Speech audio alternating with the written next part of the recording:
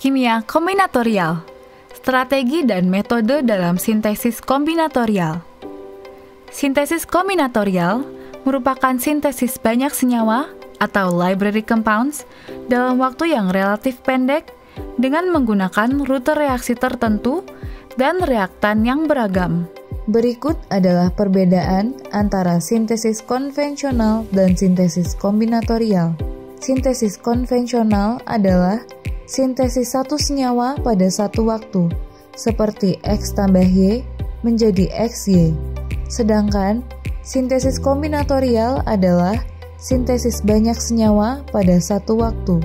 Contohnya adalah X1 sampai N tambah Y1 sampai M menghasilkan ragam senyawa seperti X1Y1, X2Y1, XNY1, X1Y2, X2Y2, XNY2, hingga XNYM. Umumnya, sintesis kombinatorial dilakukan dalam skala kecil dan automatisasi umumnya menjadi pilihan untuk cepatnya proses sintesis. Seperti yang kita ketahui, proses yang diperlukan untuk pengembangan sebuah obat baru untuk dijual di pasaran memerlukan waktu yang sangat lama. Diawali dengan pencarian senyawa penuntun atau lead discovery yang melibatkan pengembangan uji hayati dan pengujian terhadap target, diikuti oleh pengembangan senyawa penuntun atau lead development yang mengubah senyawa penuntun untuk menjadi senyawa yang lebih potensial dan selektif atau menjadi tidak lebih toksik. Selanjutnya, senyawa penuntun akan dioptimasi atau lead optimization sebelum masuk ke tahap uji klinis atau clinical trials, persetujuan regulasi, regulation approval, hingga pada akhirnya dapat dijual di pasaran. Tahapan ini menunjukkan panjangnya tahapan untuk mendapatkan obat baru. Kombinasi antara sintesis kombinatorial dan high throughput screening merupakan kombinasi yang sangat baik dalam mempercepat proses penemuan kandidat obat baru. High throughput screening adalah proses penemuan obat yang memungkinkan pengujian otomatis sejumlah senyawa kimia dalam jumlah besar untuk target biologis tertentu. Tahapannya meliputi transformasi, pemilihan platform yang sesuai, identifikasi senyawa potensial, pengujian skala kecil, optimasi dan implementasi pada skala yang lebih besar. Sejak awal tahun 1990-an, kimia kombinatorial telah menarik perhatian perusahaan-perusahaan farmasi karena membuat proses pencarian obat menjadi lebih cepat dengan biaya yang lebih rendah. Pemanfaatan kimia kombinatorial juga telah digunakan dalam bidang lain seperti kimia material, katalisis, dan biosintesis. Secara umum ada dua pendekatan, yaitu sintesis campuran atau mixture synthesis dan sintesis paralel atau parallel synthesis. Strategi sintesis yang pertama adalah split and mix atau disebut juga dengan split and pool, merupakan teknik untuk menyiapkan senyawa-senyawa target dalam suatu library fase padat. Dalam hal ini, intermediate yang terikat pada resin akan digabungkan, lalu dipisahkan kembali untuk pengikatan dengan monomer berikutnya. Teknik ini menghasilkan campuran senyawa-senyawa, tapi memberikan kesempatan untuk produksi library dengan lebih cepat. Dalam metode ini, library senyawa-senyawa dihasilkan dengan hanya menggunakan sedikit reaktor sintesis. Berikut langkah-langkah dari metode split and mix. Yang pertama, resin dibagi ke dalam beberapa reaktor. Lalu, masing-masing resin dikoplingkan dengan suatu monomer atau building block tunggal. Selanjutnya, resin pada reaktor-reaktor tadi digabungkan kembali ke dalam satu reaktor. Lalu, resin dalam reaktor dipisahkan kembali ke dalam beberapa reaktor untuk dikoplingkan dengan building block berikutnya. Dan seterusnya, Tahapan split and mix ini diulang hingga ragam library dengan jumlah yang banyak dihasilkan. Strategi sintesis yang kedua adalah paralel sintesis. Dalam reaksi paralel, reaktan direaksikan secara terpisah dengan reagen-reagen kimia untuk menghasilkan produk secara terpisah. Strategi ini menyerupai sintesis tradisional, di mana satu reaktor akan menghasilkan satu senyawa. Secara luas, strategi ini dapat digunakan untuk menyiapkan beragam senyawa dengan diversitas struktur yang banyak dalam bentuk murni. Strategi sintesis paralel untuk kimia kombinatorial akan memerlukan reaktor sintesis yang terpisah dan cukup banyak, yang berbeda dengan strategi split and mix yang hanya memerlukan sedikit reaktor.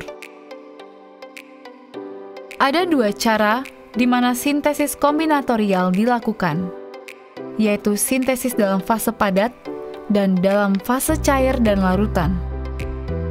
Kebanyakan sintesis kombinatorial dilakukan dalam fase padat pada suatu resin, sementara itu hanya sedikit laporan mengenai sintesis kombinatorial menggunakan fase larutan. Sintesis organik fase padat dimulai pada tahun 1963 ketika Merrifield menggunakan resin polistirena untuk membantu sintesis peptida. Atas pekerjaannya ini, Merrifield telah memperoleh hadiah Nobel. Selanjutnya, sintesis fase padat ini diikuti dengan banyaknya penelitian sintesis fase padat pada senyawa-senyawa organik oleh Lesnov, Kemps, Fréchet, Rappaport, dan yang lainnya pada tahun 1970-an. Dalam sintesis fase padat, senyawa disintesis secara kovalen terikat pada suatu penyangga padat yang telah dikembangkan atau telah mengalami proses Welling melalui suatu linker yang dapat dilepaskan di bawah kondisi tertentu dengan reagen yang sesuai untuk mendapatkan senyawa target yang kemudian akan dianalisis kemurniannya, dikarakterisasi, atau diuji aktivitas biologinya. Sesuai prinsip sintesis kombinatorial, reaksi harus dapat dioperasikan dengan menghasilkan rendemen yang tinggi untuk penggunaan building block yang beragam, sehingga dapat menghasilkan senyawa akhir yang hampir murni di bawah kondisi yang identik. Dalam hal ini, selain reaksi yang cepat dan efisien, building block juga harus tersedia secara komersil atau mudah diakses. Reaksi dalam sintesis fase padat dapat dipercepat dengan reagen berlebih dalam jumlah besar, sehingga menghasilkan waktu reaksi yang lebih cepat dan rendemen yang lebih tinggi. Sintesis fase padat memerlukan penyangga padat yang difungsionalisasi dan cocok untuk pengikatan dan pelepasan senyawa, dan metode khusus untuk pemantauan reaksi dalam sintesis fase padat multistep, termasuk penggunaan strategi pemblokan untuk memblokir substrat yang tidak bereaksi. Atau spacer juga dapat memodifikasi fitur seperti hidrofobisitas atau hidrofilisitas dari lingkungan lokal sehingga dapat memudahkan proses reaksi. Dalam proses pelepasan produk dari resin, spacer akan tetap terikat pada resin. Penggunaan spacer bisa jadi pilihan dan tidak harus ada, tapi masuknya spacer akan banyak manfaatnya. Linker merupakan molekul bifungsional di mana salah satu tangannya terikat secara irreversibel terhadap resin dan tangan yang satu lagi berikatan secara reversibel yang memungkinkan terjadinya coupling dengan molekul yang diinginkan, sehingga reaksi kimia dapat dilangsungkan. Secara sederhana, linker tidak pernah berubah selama reaksi berlangsung, dan setelah pelepasan produk dari resin, linker akan tetap terikat pada resin. Sedangkan anchor merupakan gugus fungsi yang diimobilisasi pada resin, sehingga membentuk unit yang mudah diikatkan pada building block yang digunakan dalam sintesis, tapi juga mudah dilepaskan dari resin. Dalam hal ini, linker akan berubah menjadi anchor setelah linker diimobilisasi pada resin. Berikut adalah gambar yang membedakan antara spacer, linker, dan anchor. Berikut adalah contoh-contoh anchor yang labil terhadap asam. Di antaranya, asam 5,4-aminometil 3,5 dimetoksifenoksivalerat, 4-aminometil fenoksimetil, 2-aminopropanol, benzihidrilamina, 2-klorotritil klorida, asam 4,2,4-dimetoksifenil F-MOK aminometil fenoksiasetat, dan masih banyak lagi. Selain itu, terdapat juga anchor yang dapat dilepas dengan suatu nukleofil, di antaranya asam 4-asetil 3,5-dioksi 1-metil-sikloheksil-karboksilat, bromoasetil, asam 4,2-BR atau Cl propionil fenoksik asetat, klorometil, amina primer dengan DDE, asam 4-hidroksietil sulfonil benzoat, dan anchor lainnya. Selain kedua kelompok di atas, kelompok anchor lainnya diantaranya anchor yang labil terhadap cahaya, safety catch anchor, dan silicium anchor. Secara umum, semua anchor memiliki kekhasan terutama dalam kelabilannya terhadap suatu reagen. Bagaimana cara memonitor sintesis fase padat? Memonitor kimia fase padat memiliki tantangan tersendiri jika dibandingkan dengan sintesis fase larutan. High throughput NMR spektroskopi dan liquid chromatography mass spectrometry atau LC-MS merupakan dua metode yang dapat dilakukan untuk memantau jalannya reaksi. Bagaimana proses sintesis fase padat berlangsung?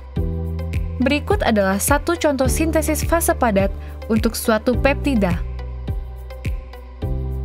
Pada polimer yang telah diikatkan dengan suatu linker atau anchor group, diikatkan asam amino pertama yang gugus aminonya dilindungi dengan gugus pelindung Y. Tahap selanjutnya, gugus Y dilepaskan dari resin secara selektif, hingga dihasilkan gugus amino NH2 bebas yang siap untuk dikoplingkan dengan asam amino selanjutnya yang juga telah dilindungi gugus aminonya, hingga dihasilkan suatu dipeptida. Selanjutnya, tahap pelepasan gugus Y dan kopling dengan asam amino berikutnya akan diulang, hingga diperoleh peptida dengan urutan dan jumlah residu yang diinginkan.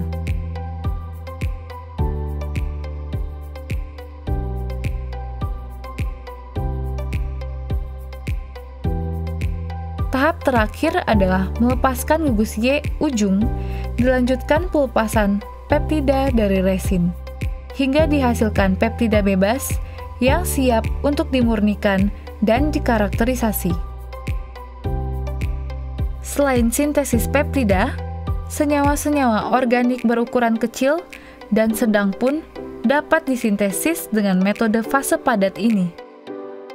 Reaksi yang terlibat dapat sangat beragam, meliputi pembentukan amida dan reaksi terkait, substitusi elektrofilik dan nukleofilik pada aromatik, reaksi pemutusan, reaksi kondensasi, reaksi Grignard dan reaksi terkait, pembentukan heterosiklik, adisi Michael, pembentukan olefin, oksidasi, reduksi, dan substitusi nukleofilik. Berikut adalah beberapa contoh reaksi fase padat.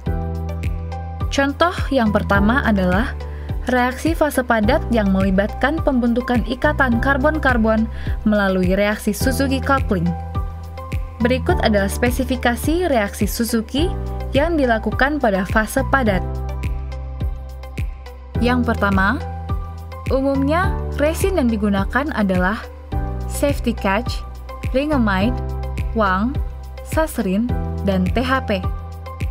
Yang kedua, secara umum, reaktivitas aryl iodida lebih baik daripada aryl bromida. Triflat juga dapat digunakan memberikan produk yang baik. Aryl halida tersubstitusi orto, meta, dan para dapat bereaksi dengan asam boronat, baik yang kaya elektron atau yang miskin elektron. Yang ketiga, dalam aplikasinya, penggunaan aryl halida yang diikatkan pada resin ataupun penggunaan asam boronat yang diikatkan pada resin, keduanya akan menghasilkan produk yang sangat baik. Diversitas yang maksimum diperoleh melalui hidroborasi secara in situ terhadap aryl iodida yang diikatkan pada polimer yang diikuti dengan adisi aryl iodida. Yang keempat, waktu reaksi dapat dipercepat dengan menggunakan iradiasi microwave. Yang kelima, beragam katalis palladium dapat diuji coba. PD2-DBA3 menunjukkan konversi yang sangat baik dengan menggunakan asam aryl atau heterobiaryl boronat. Sementara itu, PDCl2-DPPF bekerja sangat baik untuk derivatif alkenyl boran. Contoh berikutnya adalah O-alkilasi melalui reaksi Mitsunobu. Melalui metode fase padat, reaksi Mitsunobu dapat dilangsungkan dengan partner coupling, baik dalam suasana sedikit atau banyak asam. Hasil terbaik ketika digunakan DEAD, DIAD, ADDP atau TMAD, dan juga PPH3 atau PBU3. Masih banyak reaksi-reaksi organik lainnya yang dapat diaplikasikan dengan metode fase padat ini, yang sangat kompatibel untuk menghasilkan library senyawa dengan cepat dan efisien. Apa keunggulan sintesis fase padat? Keunggulan yang pertama adalah pemisahan tiap tahap dilakukan dengan penyaringan, sehingga reagen berlebih mudah dibuang. Kemudahan pemisahan antar tahapan reaksi ini membuat reaksi menjadi lebih cepat karena prosedur pemurnian hanya dilakukan di tahap akhir saja. Keunggulan yang kedua adalah metode ini mudah sekali untuk diautomatisasi. Apakah sintesis ini cocok di semua keadaan? Skala sintesis fase padat terbatas dan umumnya dibatasi oleh jumlah penyangga padat dan kapasitas pemuatannya. Dan sintesis dalam jumlah besar menjadi rumit dan mahal untuk jumlah library yang sangat banyak. Berikut adalah contoh perhitungan cost. Library kombinatorial yang terdiri dari 10.000 senyawa akan disintesis menggunakan 3 tahap reaksi, di mana rendemen tiap tahap adalah 95%. Untuk memperoleh 50 mg setiap senyawa atau berat molekul 500 dengan menggunakan resin polistirena dengan kapasitas pemuatan tipikal 1 mmol per gram, akan diperlukan 1,66 kg penyangga padat, yaitu sekitar $2.500 untuk biaya penyangga padat, atau sekitar $6 per senyawa, termasuk bahan kimia, pelarut, dan pembuangan. Sintesis fase larutan. Beberapa contoh sintesis kombinatorial dalam larutan telah diterapkan, dengan sebagian besar merupakan sintesis paralel 1 atau 2 langkah. Kumpulan senyawa dimer termasuk ester, amida, dan karbamat telah berhasil disintesis tanpa perlu pemurnian lebih lanjut. Salah satu contoh reaksi yang secara khusus dapat diterapkan pada sintesis kombinatorial dalam larutan adalah reaksi multikomponen, seperti reaksi 4 komponen UGI, karena dapat menghasilkan 4 keragaman dalam satu langkah. Sintesis fase larutan memiliki beberapa keuntungan. Di antaranya, jumlah dan skala reaksi yang tidak terbatas, berlangsung secara stereometrik dan minim pelarut, produk akhir dapat diperoleh langsung untuk pemurnian dan pengujian lainnya. Bagaimana perbandingan metode antara sintesis fase padat dan larutan dalam sintesis kombinatorial? Sintesis fase larutan dianggap kurang berperan dalam kimia kombinatorial. Secara umum, disebabkan oleh proses pemurnian senyawa-senyawa hasil sintesis yang sangat sulit. Dalam sintesis fase padat, reagen-reagen yang tidak diinginkan dengan mudah dihilangkan. Sedangkan dalam fase larutan, semua reagen berada dalam fase yang sama, sehingga proses pemurnian menjadi menyulitkan. Apa keunggulan sintesis fase larutan? Dalam sintesis fase larutan, semua gugus reaktif dari starting material tersedia untuk modifikasi struktur. Sedangkan dalam sintesis fase padat, suatu gugus harus dikorbankan untuk terikat pada resin. Secara normal, jalur reaksi kombinatorial bekerja dalam fase larutan, lalu diadaptasi ke fase padat, sehingga sintesis fase padat akan memakan waktu yang lebih lama. Sintesis fase larutan tidak mesti menggunakan resin atau linker yang tidak stabil secara panas atau kimia. Sintesis fase larutan lebih pendek, 1 atau 2 tahap, dibandingkan sintesis fase padat, disebabkan tidak adanya proses pelepasan dari resin. Tidak seperti sintesis fase padat, sintesis fase larutan lebih dapat dilangsungkan dalam model konvergen. Secara umum, sintesis fase padat dilakukan dalam waktu yang lebih lama dibandingkan dengan sintesis fase larutan. Reaksi menggunakan reagen yang tidak larut, seperti reaksi hidrogenasi, dengan katalis yang tidak larut, dapat dilakukan dalam sintesis fase larutan. Reaksi sintesis fase larutan dapat dengan mudah dimonitor oleh KLT, NMR, atau UV, sedangkan sintesis fase padat diharuskan adanya proses pemutusan ikatan dari resin sebelum dimonitoring. Sintesis zat antara pada fase larutan bisa dilakukan lebih besar dari fase padat. Penggunaan reagen berlebih tidak dibutuhkan dalam sintesis fase larutan dibandingkan dengan sintesis fase padat. Apa itu sintesis campuran dalam sintesis fase larutan?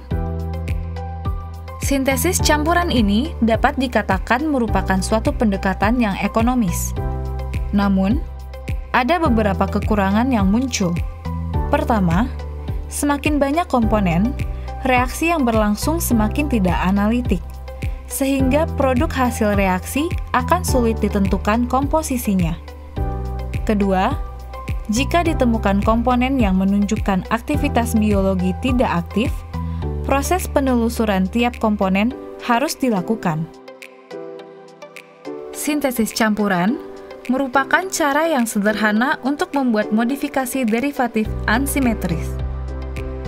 Contoh dalam reaksi ini, preparasi kombinatorial library santen terakarboksamida dalam campuran. Preparasi suatu campuran dari asam dikarboksilat diamida ansimetris oleh suatu reaksi olefin metatesis. Bagaimana aplikasi dari reaksi dari sintesis fase larutan dalam kimia kombinatorial? Asilasi.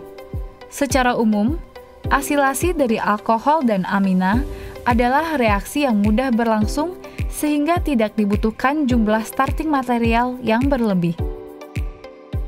Berikut beberapa contoh reaksi asilasi.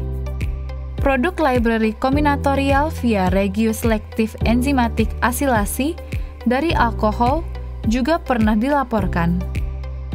Berikut adalah beragam reaksi dalam sintesis kombinatorial fase larutan. Sulfonasi amina, pembentukan urea, tiourea, dan karbamat, alkilasi dan reaksi adisi, arilasi amina, pembentukan ikatan karbon-karbon via reaksi kondensasi, pembentukan ikatan karbon-karbon via katalis palladium, hidrogenasi, dan reduksi. Siklisasi. Bagaimana hasil reaksi sintesis fase larutan dimurnikan?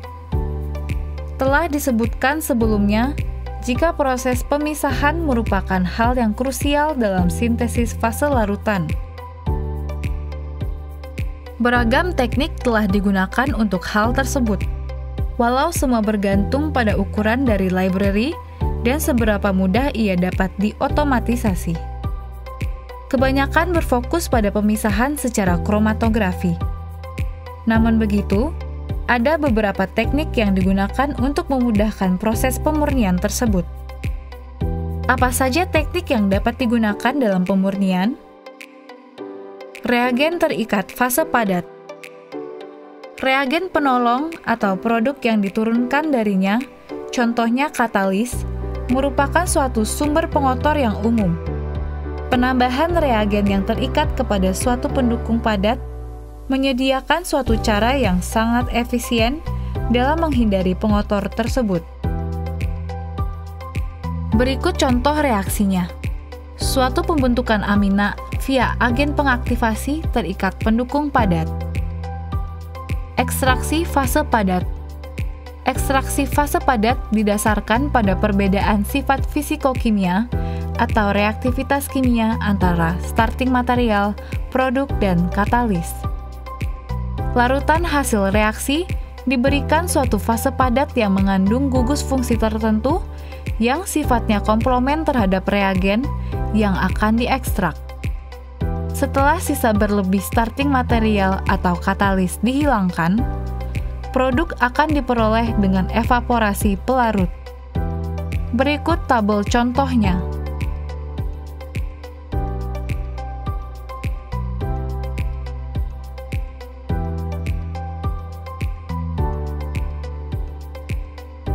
Ekstraksi fase cair. Pemisahan dengan metode ini telah beberapa kali dilaporkan. Metode ini bisa dikembangkan dengan penambahan suatu penangkap sangat polar sebelum proses ekstraksi dilakukan. Ia akan bereaksi dengan reagen berlebih dengan polaritas rendah untuk membentuk suatu produk yang sangat larut dalam air, sehingga dengan mudah diekstraksi dengan pencucian dalam air. Contoh reaksinya.